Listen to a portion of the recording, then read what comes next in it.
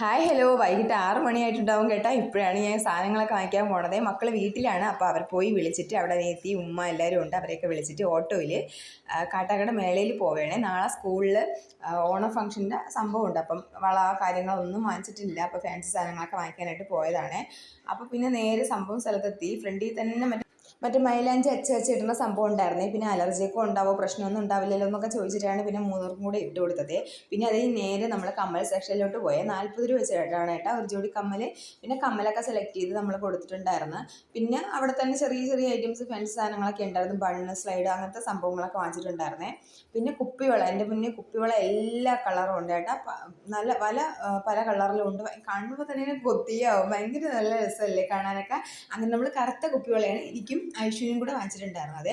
പിന്നെ അതിൽ നേരെ ടോയ്സിൻ്റെ സെക്ഷനിലോട്ട് പോയപ്പോൾ അവൾക്കത് ഓരോന്നായിട്ട് എടുത്ത് കാണിക്കുന്നുണ്ടേ. ഒരു കാര്യം കാണിച്ചു കൊടുക്കട്ടെ.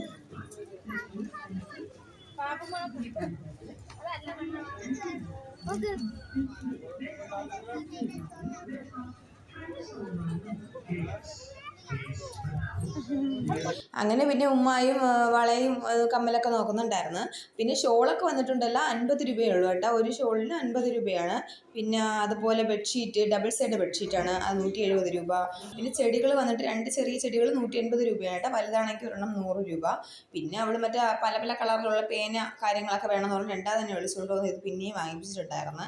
പിന്നെ ഈ പഴയകാല മുട്ടായും കാര്യങ്ങളൊക്കെ ഉണ്ടായിരുന്നു. നമ്മൾ അലുവയാണ് വാങ്ങിച്ചിട്ടുണ്ടായിരുന്നത്. ഇത് 100 രൂപയാണ് കേട്ടോ. ഒരു സെറ്റ് 100 രൂപയാണ്. പിന്നെ നേരെ നമ്മൾ വീട്ടിലോട്ട് ഒരു 9 മണിയൊക്കെ കഴിഞ്ഞാണ് അവിടെ നിന്ന് ഇറങ്ങിയപ്പോൾ. പിന്നെ തയ്ക്കാനുള്ള തുണി വാങ്ങിക്കാണ്ടായിരുന്നു. അതും കൂടെ വാങ്ങിച്ചതിന് ശേഷം നേരെ വീട്ടിലോട്ട് പോയി. അപ്പോൾ ഇക്ക വിളിച്ച് പറഞ്ഞു ഇവിടെ സാധനങ്ങൾ ഇരിക്കുകയാണ് വാങ്ങിച്ചത്, അപ്പോൾ അതും കൂടെ എടുത്തിട്ട് പോകാൻ പറഞ്ഞു. അങ്ങനെ നേരെ നമ്മൾ കടയിലോട്ട് പോയി കേട്ടാ. ഹലോ മിസ്റ്റർ അമീർ, കമോൺ വീട്ടിൽ പോവാം. കമോൺ നീ പോ.